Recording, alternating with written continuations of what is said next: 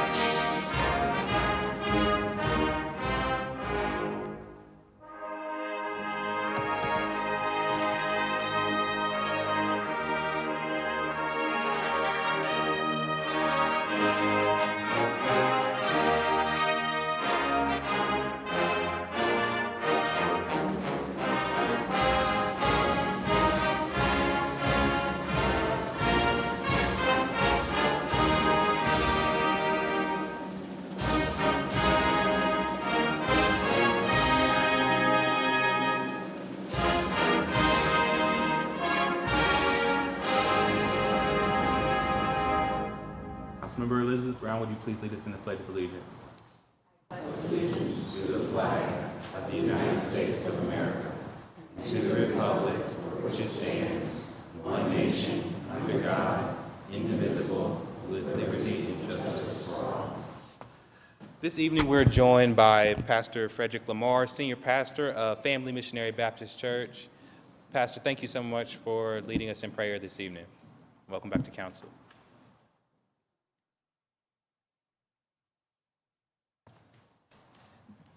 Let us bow our heads. This day unto the day, let us speech, night unto night show of knowledge of the God who is our refuge and our strength and a very present help in times of trouble. We pause to acknowledge you who alone is the creator and sustainer of giver of all that is good and that is perfect. We pause to petition the presence of your spirit among these civic leaders who have been selected and elected to represent our city. We pray your people understand that they are not perfect and trust you as we pray and lift them. We pray that your presence will guide the planning, the procedures, and the progress of every attitude, every action, and every act taken by these servants. Let it be done with the mindset of enhancing, engaging, and empowering our entire city. And lastly, we pray that the spirit of justice and humility will reside hence, now, and forevermore. And all the believers of God said, amen. Amen. Thank you, Pastor. Clerk, would you call the roll, please? Brown, Page, Stenziano, Tyson, President Harden. Any person who takes any actions to obstruct or interfere with the conduct of tonight's meeting may be charged with disturbing a lawful meeting pursuant to Columbus City Code 2317.12. Any person who enters those areas of City Council chambers reserved for city officials or invited guests may be charged with criminal trespass pursuant to Columbus City Code 2311.21. Can I get a motion to dispense with the reading of the journal? Please call the roll. Brown, Page, Stenziano, Tyson, President Harden. This week's communications received by the City Clerk's office are listed on the agenda and will be published in the City Bulletin. Are there any other communications to be read into the record? Not at this time. Are there any resolutions by members of Council? Councilmember Elizabeth Brown. Councilmember Mitch Brown. Councilmember Jaiza Page. Thank you, President Harden. I do have two announcements and then a resolution. I would first like to congratulate the Mayor's Office of Diversity and Inclusion and to thank all of the departments who participated in the first annual career fair this past Saturday. It was a great success. I know President Harden was there as well. And just thanks to all of you for the work that you put into that to make it successful. And this Wednesday, May 16th, I will partner with Columbus Next Gen and the Legal Aid Society to host our third workshop on housing and evictions. It will be held at the Shepherd Library, which is located at 850 North Nelson Road at 4:30 p.m. This workshop will provide information on rental assistance, tenant and landlord rights, escrow, PRC guidelines, and much more. All are welcome, and please feel free to attend. And tonight I have a resolution 0145X-2018, and I would like to ask April Vandervoort, President of the Board of Directors for the Komen Columbus affiliate, to come to the podium. And this resolution is to honor and recognize the Komen Columbus Race for the Cure for exceptional fundraising, groundbreaking breast cancer research, and bringing awareness to our community. And I know that we are all very familiar with Komen Columbus Race for the Cure and the great work that you are doing. Now, I'd first like to move for adoption of this resolution. Brown, Page, Stenziano, Tyson, President Harden. President Vanderbilt, the floor is now yours. Thank you. Thank you so much. Thank you, Councilmember Page. Thank you, members of City Council. I so appreciate this opportunity. I'm really proud to accept this proclamation on behalf of the Board of Directors for Susan G. Komen Columbus. Your support is so appreciated as this disease continues to affect the lives of many people, our loved ones. In fact, 1 in 8 women in the United States at some point will hear the words, "You have breast cancer." Approximately 2,000 women in the region that Komen Columbus serves here in the Ohio area will be diagnosed with breast cancer this year. And the breast cancer mortality rates here in Ohio are higher than the U.S. average.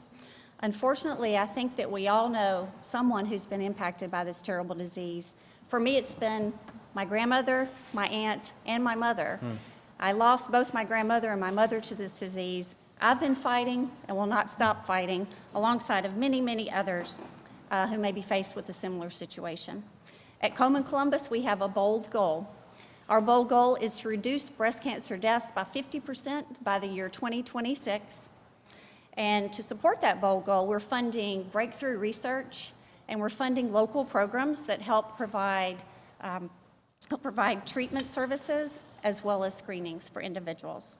And through the community support of fundraising efforts such as the Komen Columbus Race for the Cure, we are able to fund that research, and we've made progress, and we have much more to do in this fight. Our honorary chair this year is a lady named Liz Meeson. Liz is a stage 4 breast cancer survivor. And Liz, I think, really symbolizes the determination and drive of this community and many others to end breast cancer forever. So our 26th annual Komen Columbus Race for the Cure is this weekend. It's this Saturday, May the 19th. At 9 o'clock, we'll have our survivor ceremony right here on the steps of City Hall. And then at 9:45, our event will start. There is still plenty of time to register and donate if people are interested. Please go to KomenColumbus.org to find details. The Komen Columbus Race for the Cure is our largest fundraiser of the year, and we are expecting to raise about $2 million and expecting well over 20,000 people in downtown Columbus on Saturday for this wonderful event. And we are the largest Race for the Cure in the country. So as you can see, Columbus is really helping to lead the fight in fight against breast cancer, and we appreciate the continued support of this council, of our beloved city, and the residents of this city. And we look forward to coming together on Saturday in a sea of pink in downtown Columbus to work together to raise funds to save lives and end breast cancer forever. And again, we appreciate your support. Thank you. Thank you so much. Are there any additional comments from my colleagues? Thank you.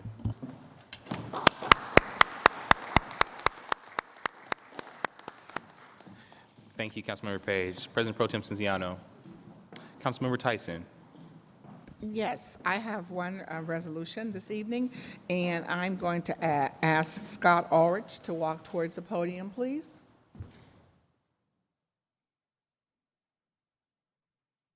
He is the Healthy Places Program Director and the City Bicycle Coordinator. Resolution number 152X/2018 is to recognize the month of May as the National Bike Month and Friday, May the 18th, as Bike to Work Day in the City of Columbus. Whereas May is the Bike Month, National Bike Month, which is celebrated in communities across the United States. And whereas the National Bike Month, established in 1956, is an opportunity for communities and bikers to celebrate the unique power of the bicycle and the many reasons individuals ride.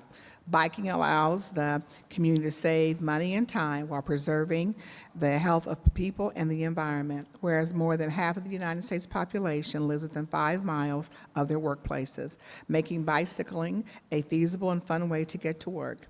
Biking is increasingly becoming a healthy, sustainable economic transportation option.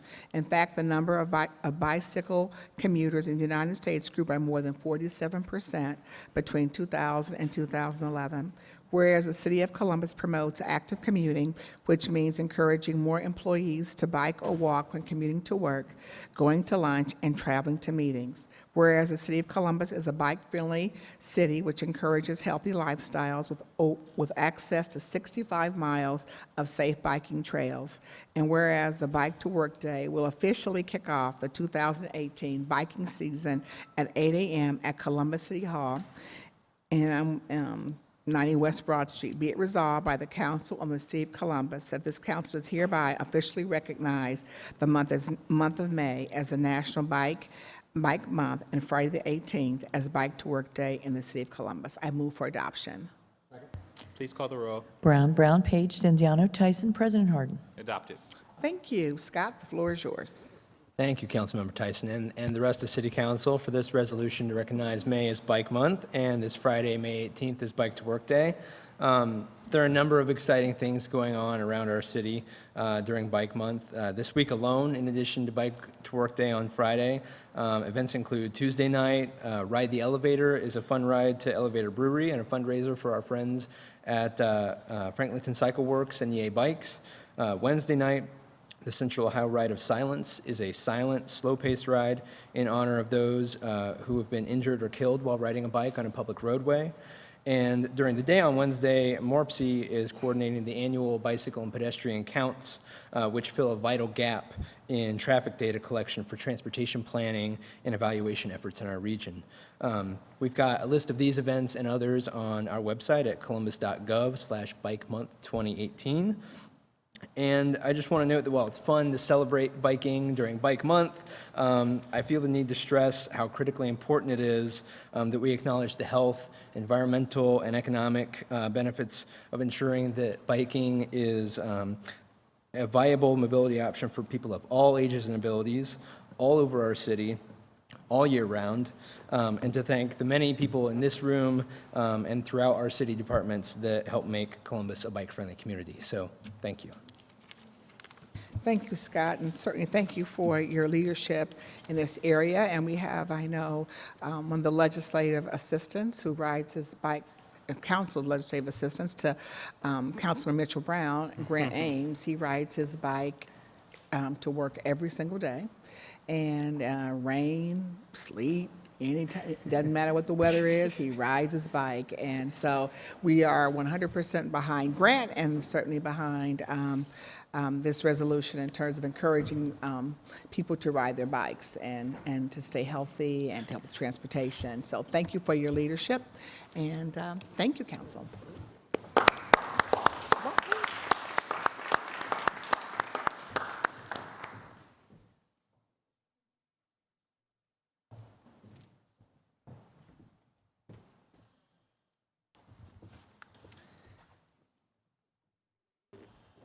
I have a couple just quick announcements. The first one is Aspen Dental's Mouth Mobile, a 42-foot-long dentist office on wheels, is coming to Columbus on May the 15th to provide free care to local veterans as part of this year's 30-stop cross-country tour. Dentists and their teams from the area Aspen Dental practices are volunteering their services for the event. We'd like to invite you to stop by and meet area veterans, tour the Mouth Mobile, and hear more about our Healthy Mouth movement, which focuses on empowering the veterans through the gift of a healthy smile. It will be Tuesday, May the 15th from 9 to 3, and it will be in the parking lot at COSI. Also opening this week is a Jubilee Market at Lower Lights. It's located in Franklinton at 1160 West Broad Street on Wednesday the 17th at 11 a.m. Thank you. Thank you, Councilmember Tyson. I have one resolution this evening, but first I want to say happy belated Mother's Day to all the mothers in the room, but all those mothers throughout Columbus, both mothers who have given birth, but also those who are just earth mothers who have helped to add to the vitality and our community. So happy Mother's Day, happy belated Mother's Day. But tonight I have one resolution, and as I read it, I would invite anyone here from Ohioans for Gun Safety to please come down to the podium. Resolution 151X-2018 is to support grassroots efforts by Ohioans for gun safety to close background check loopholes and join 20 other states by enacting common sense background checks for gun sales in Ohio. Shortly, you'll hear a legislative package that City Council, Mayor Ginther, and the City Attorney's Office have worked on to close the gap between state and federal firearm laws and reduce gun violence, as well as protect victims of domestic violence. But while the City of Columbus is pushing for common sense gun safety, state preemption laws prevent municipalities from protecting residents. That's why we're highlighting the work of Ohioans for gun safety, who are working to put universal background checks on the ballot as a statewide initiative. States with universal background checks see much lower rates of intimate partner shootings, firearm suicides, and fewer law enforcement officers shot than in states without such background checks. This council does hereby support grassroots efforts by Ohioans for gun safety to close the background check loophole and to join those 20 other states by enacting common sense background checks for gun sales in Ohio. Would any of my colleagues have any comments? Councilmember Brown, Elizabeth Brown. I just want to thank you for being here, Marion Harris, and thank you. I know that you have been an advocate for gun safety for many years, so I just wanted to say thank you. Thank you. Thank you. Thank you, Councilmember. I'll actually let you speak, Ms. Marion, before we pass the resolution. Okay. First of all, I want to thank you, President Hardin, and other members of council for supporting this very important thing. And I also want to thank you for taking on and doing what you can do under state law with the legislation that you're soon to pass. We're very supportive of it and very grateful for it. Right now, background checks are just done by licensed dealers, and if you're a convicted felon, a convicted domestic abuser, or adjudicated mentally ill, you cannot legally buy a gun, but you can go to a gun show or online and buy one without a background check. So minimally, we want to expand background checks to gun shows and online sales. And you've given the numbers. The states that have done it collectively show a 35% reduction in gun-related violence. So we're a very grassroots organization. We are moving with house parties, speaking to any organization that will have us. So if you want to go to our webpage, ohioansforgunsafety.com, or our Facebook page, and sign up for a house party, or have a friend or family member who'd like to sign up for a house party, I'm not shy in making those requests.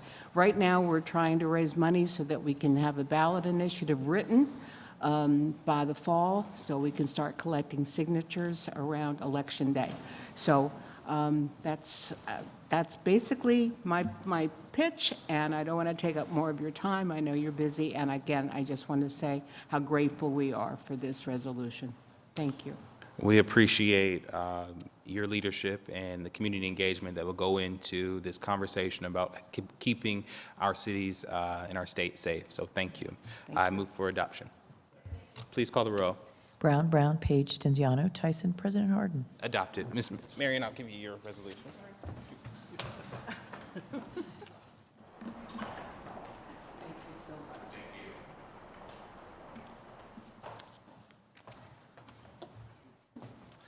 At this point, I'm going to jump a bit out of order and go to our Rules and Reference Committee on page 14 and 15. These four ordinances that we have are designed to close the gap between state and federal weapons laws and protect all victims of domestic violence and keep dangerous weapons out of neighborhoods.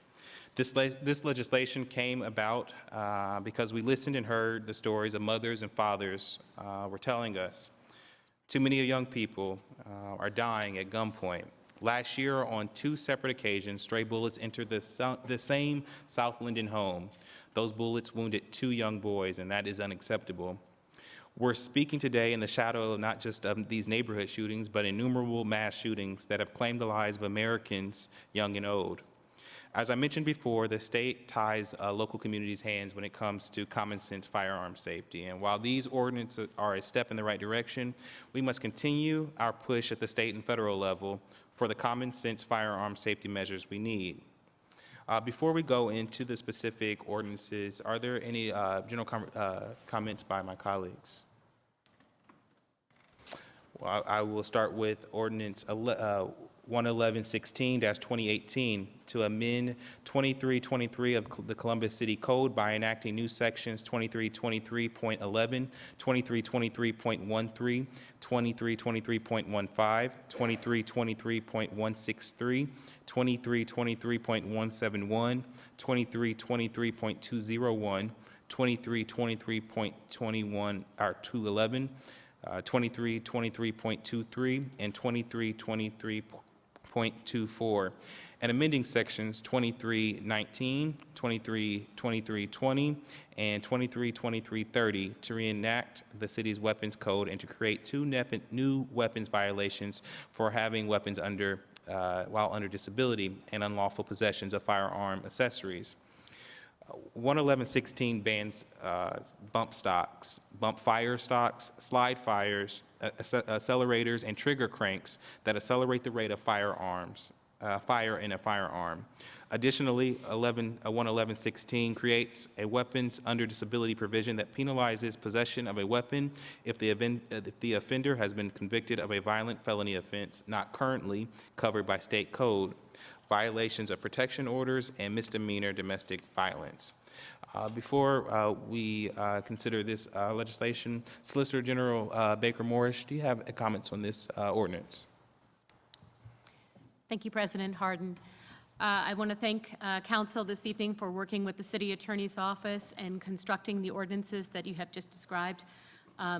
Ordinance 1116-2018 broadly outlines the city's firearms ordinances, and it brings it into line with existing state law. We believe that these are provisions that we are constitutionally able to proceed with, and we appreciate and thank all the work of Council in getting us to this place. In addition to the ordinances specifically mentioned by President Hardin regarding weapons under disability and the bump stocks, we are also reenacting a number of municipal misdemeanor violations, and we're including with that the opportunity to seek forfeiture should a firearm have been used in the commission of the offense.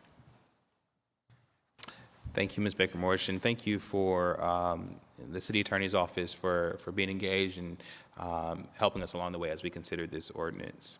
Are there any additional comments by my colleagues? Seeing none, I move for passage. Please call the roll. Brown, Page, Stenziano, Tyson, President Hardin. Passed.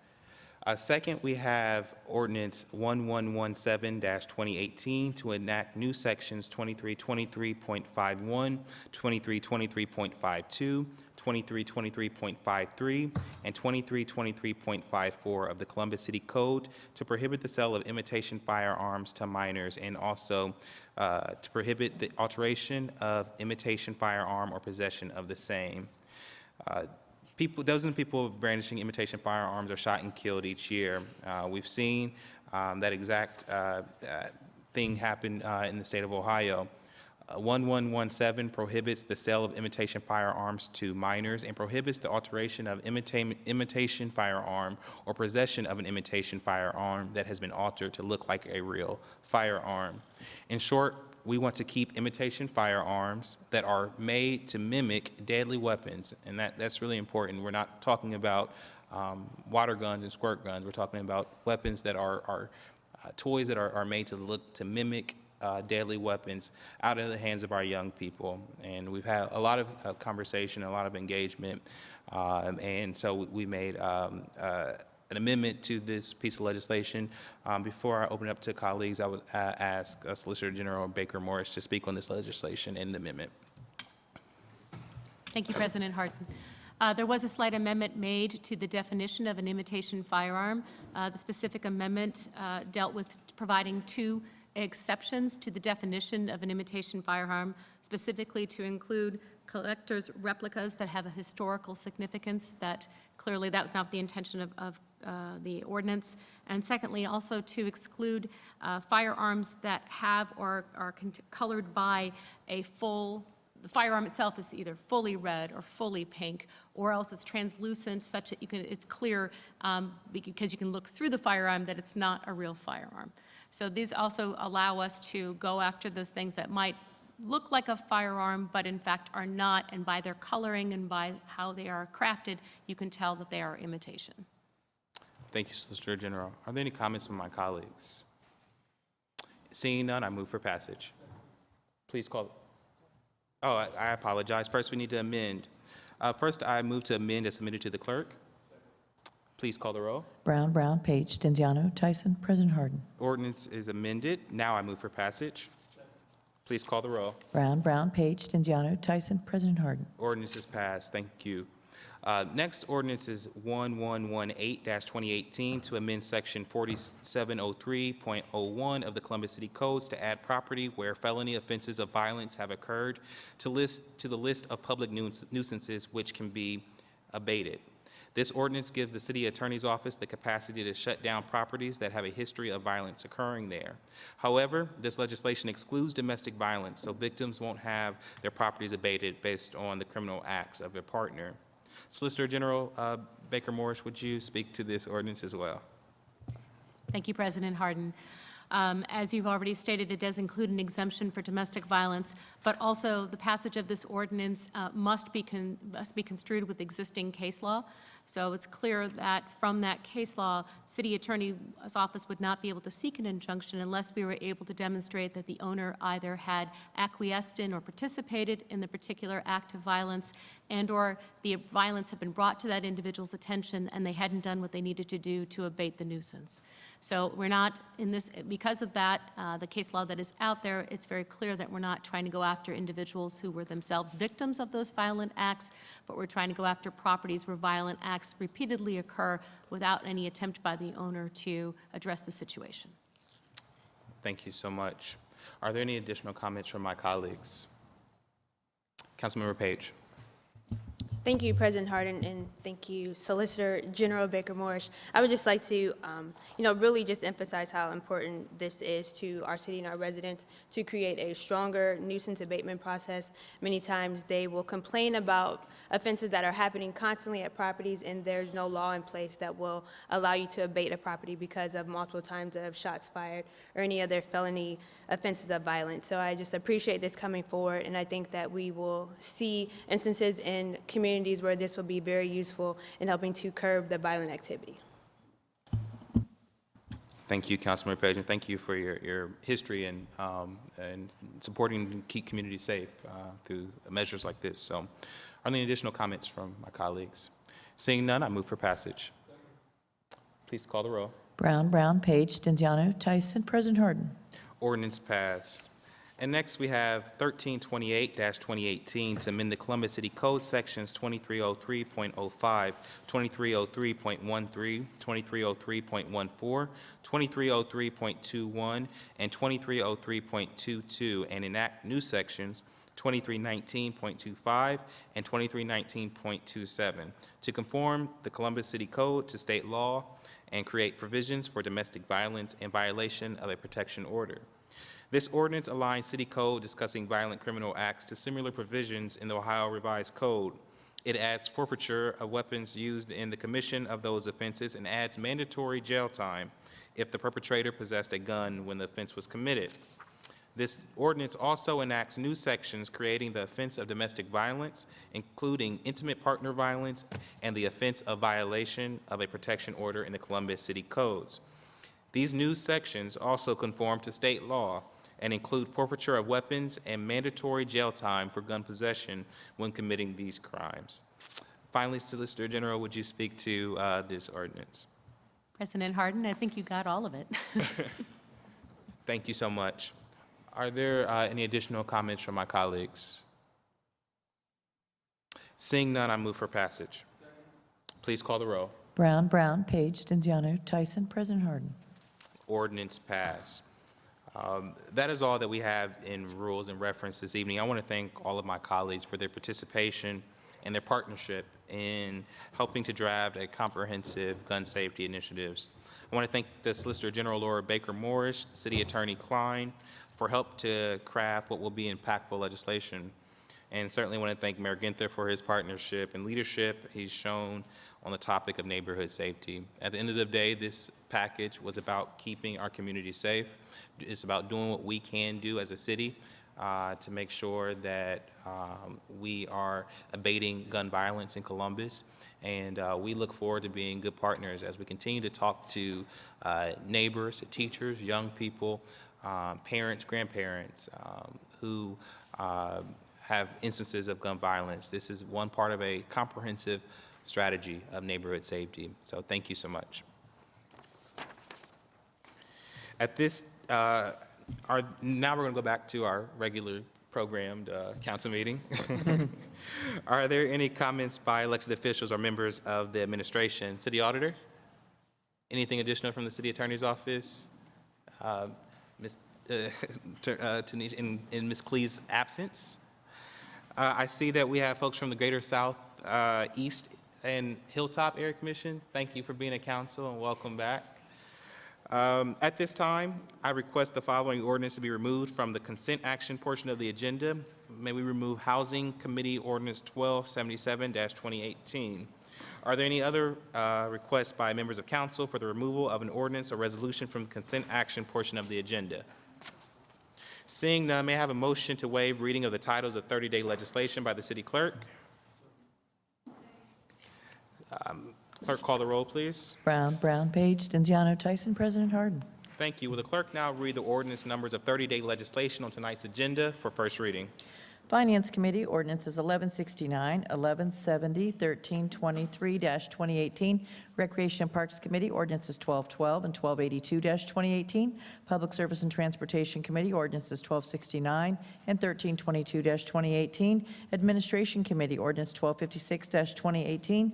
Economic Development and Small Business Committee ordinances 1268 and 1327-2018. Judiciary and Court Administration Committee ordinance 410-2018. Technology Committee ordinance 1240-2018. Public Utilities Committee ordinances 997, 1202, and 1208-2018. Rules and Reference Committee ordinance 1189-2018. We have one speaker slip for ordinance 1277-28, which is the ordinance we removed. I wanted to make sure that Mr. Wilkins know that we removed that ordinance from the agenda for this evening. The following ordinances appear on our agenda as consent actions. Will the clerk now read those ordinance numbers into the record? Resolutions of Expression 150X-2018, 146X, 147, 148, and 149X-2018. Finance Committee ordinances 1000, 1136, 1194, 1220, 1225, 1228, 1236, and 1238-2018. Public Safety Committee ordinance 1028-2018. Public Service and Transportation Committee ordinances 1040, 1086, 1132, 1260, 1299-2018. Economic Development and Small Business Committee ordinance 1213-2018. Housing Committee ordinances 1160, 1161, 1207, 1226, 1258, 1267, 1272, 1273, 1300, 1309, 1310, 1311-2018. Technology Committee ordinances 1092 and 1107. 1253-2018. Public Utilities Committee ordinances 967, 1113, 1127, and 1262-2018. Appointments from the Mayor's Office numbered A0126 and A0132-2018. Seeing no additional speakers for the consent action ordinances, may I get a motion for approval?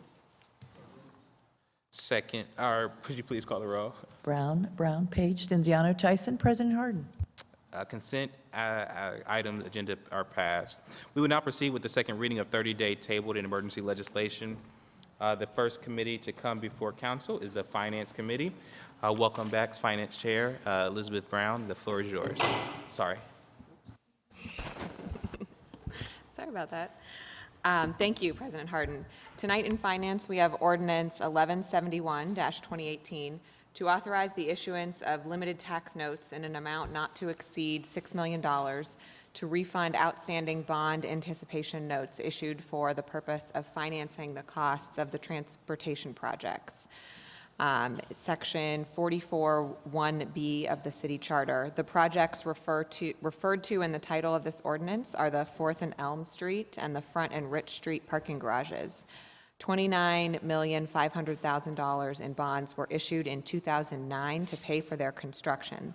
The garages generate revenue which is used to pay down this debt at a faster rate, and payments are made annually by the city.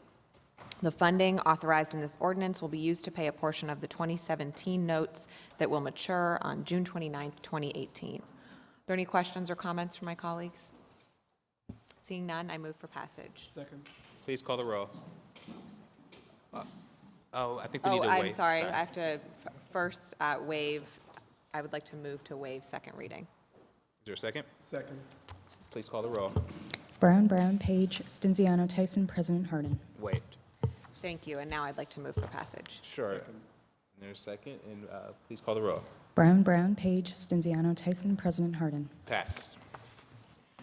Thank you, President Harden. Next, I don't have anything further in finance. May I move to Recreation and Parks? Please. Thank you. In Recreation and Parks, we have Ordinance 1201-2018 to authorize the Director of the Department of Recreation and Parks to enter into a grant agreement with Gladden Community House in support of its youth team sports program, and to authorize an appropriation and expenditure within the Neighborhood Initiative Subfund of $60,000. And Councilmember Stenziano, may I turn it over to you to explain and discuss this ordinance?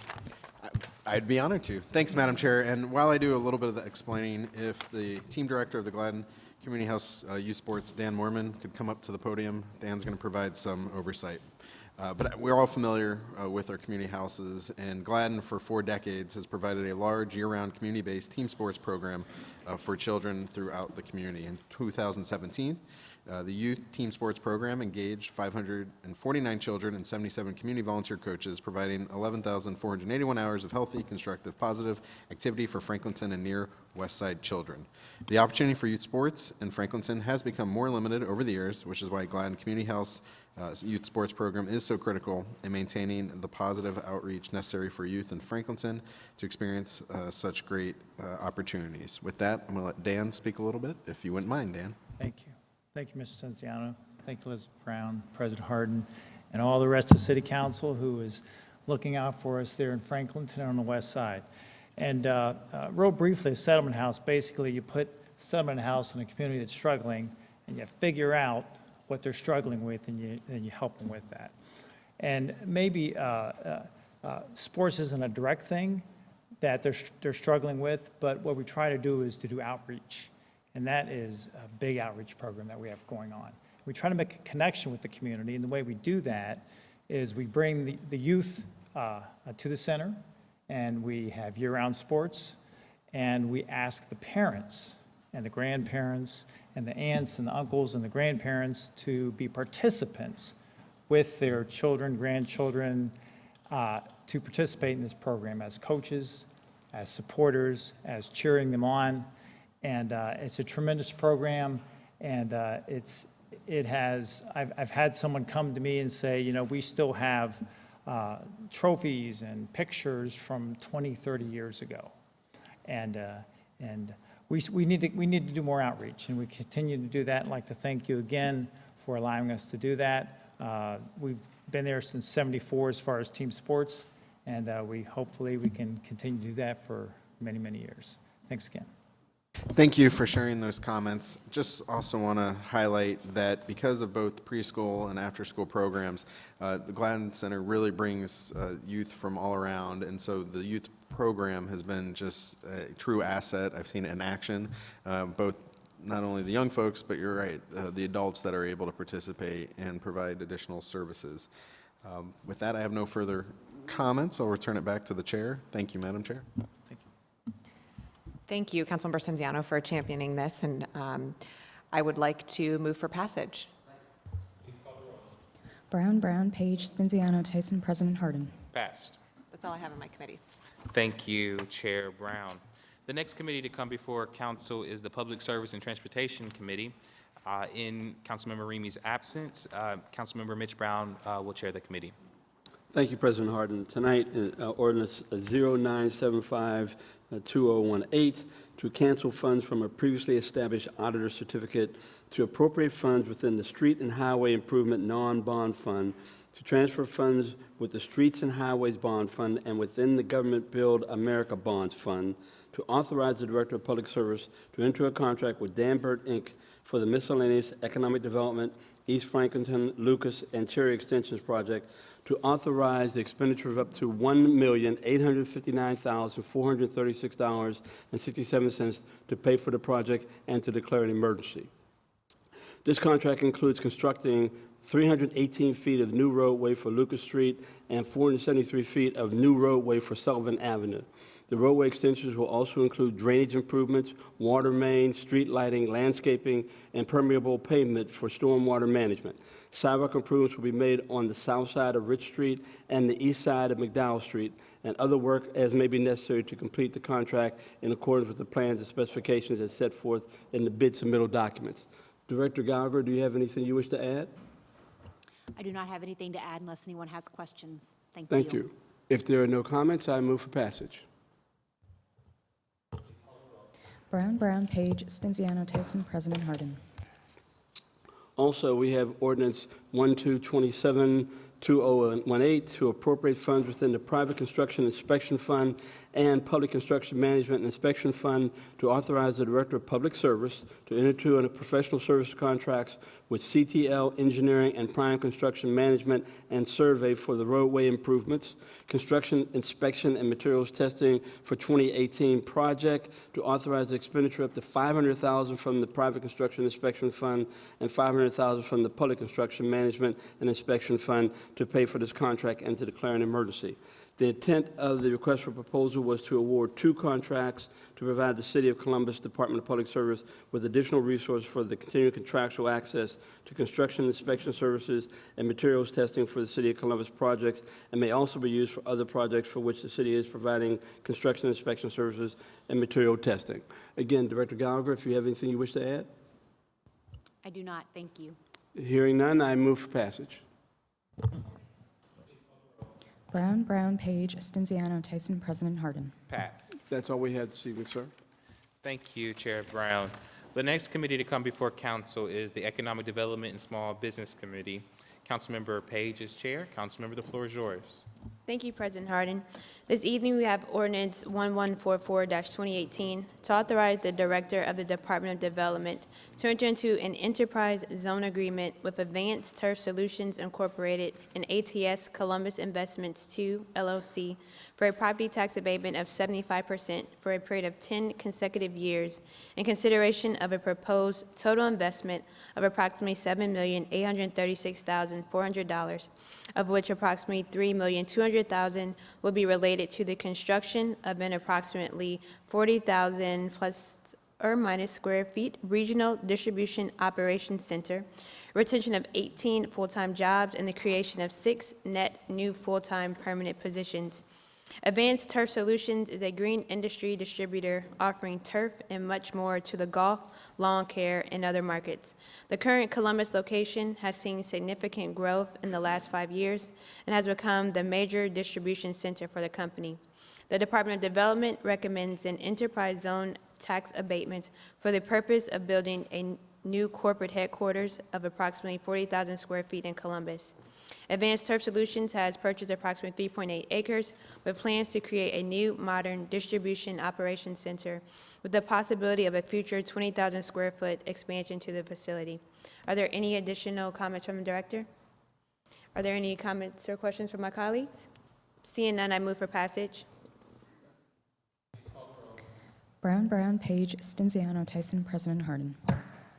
Ordinance 1205-2018, to authorize the Director of Development to enter into an enterprise zone agreement with Columbus Industrial Owner 1 LLC for a property tax abatement of 75% for a period of 10 consecutive years in consideration of a proposed total investment of approximately $15 million and the creation of approximately 5 new full-time permanent positions.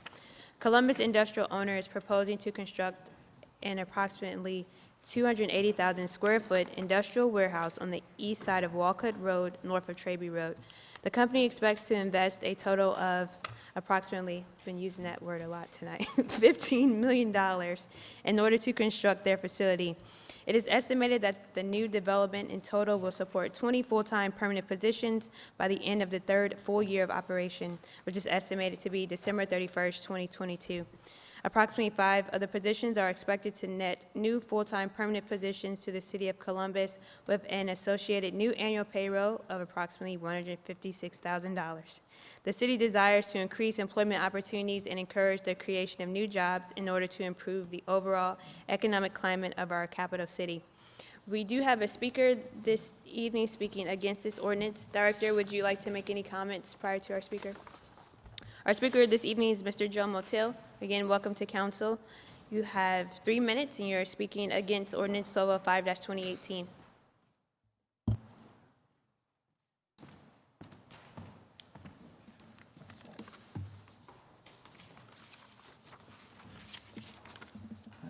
Thank you, President Harden, Chairwoman Page, members of the City Council. Joe Motil, reside at 167 West Cook Road in Columbus.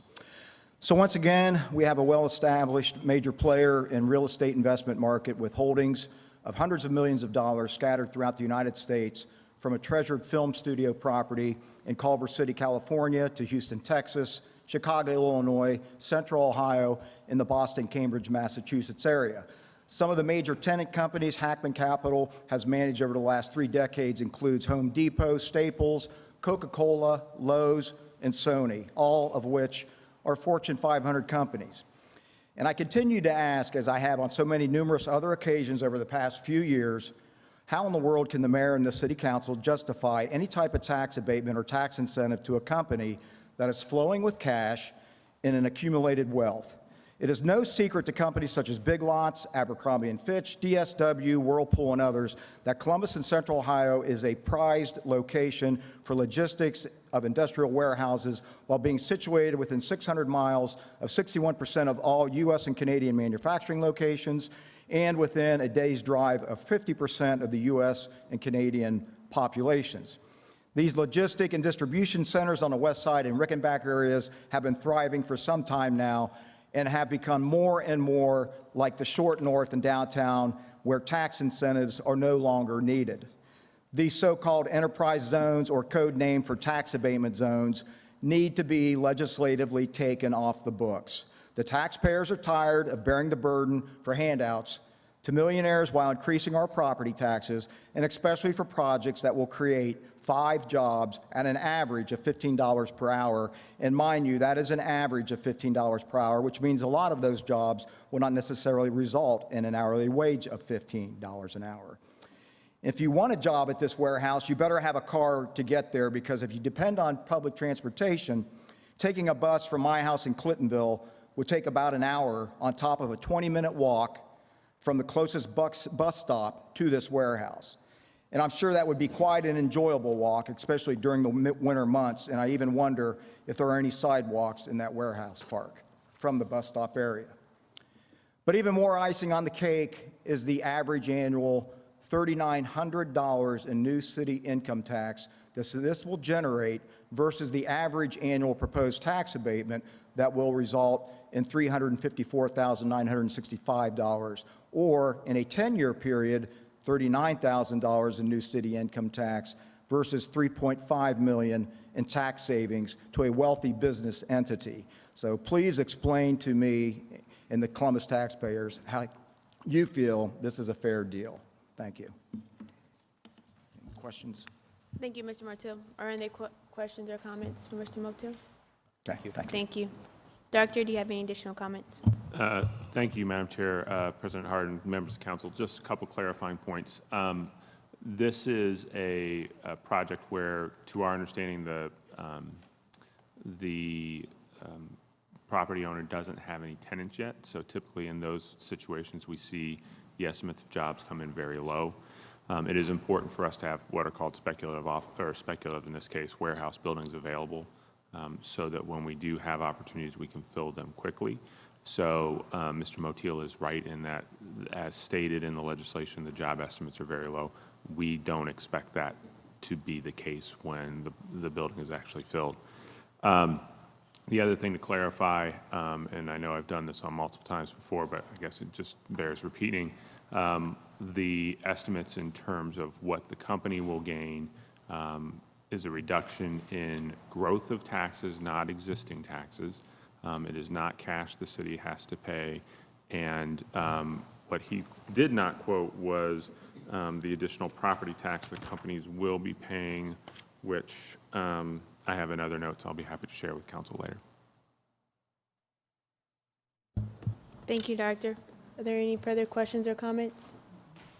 Seeing none, I move for passage. Please call the roll. Brown, Page, Stenziano, Tyson, President Harden. Passed.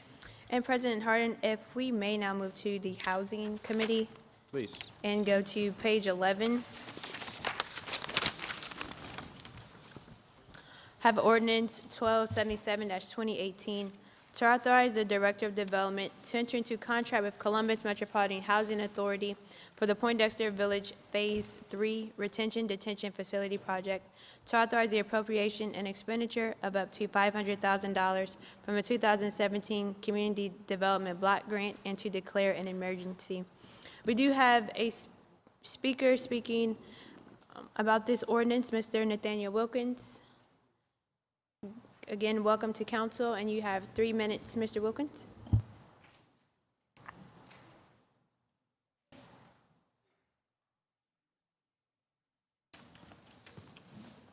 1612 Arlington Avenue, Mr. Lieutenant George Wilkins, Chairman, Solely Vacant Property, North Linden Air.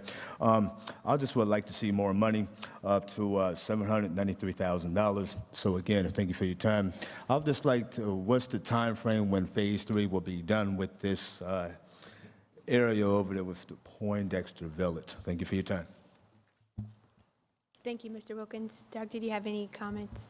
I will be happy to have our team follow up with Mr. Wilkins on the exact projected finish date for Phase 3. I don't want to give a date now and have it be wildly wrong, so I'll follow up with him later. Thank you. Are there any questions or comments from my colleagues? Seeing none, I'd first like to move to remove this ordinance from consent.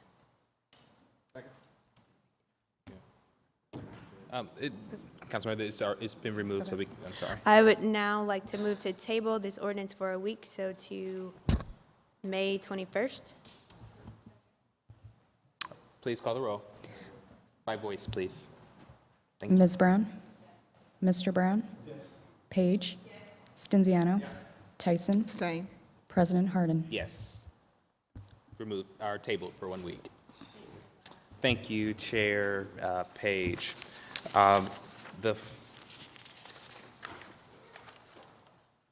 Wow.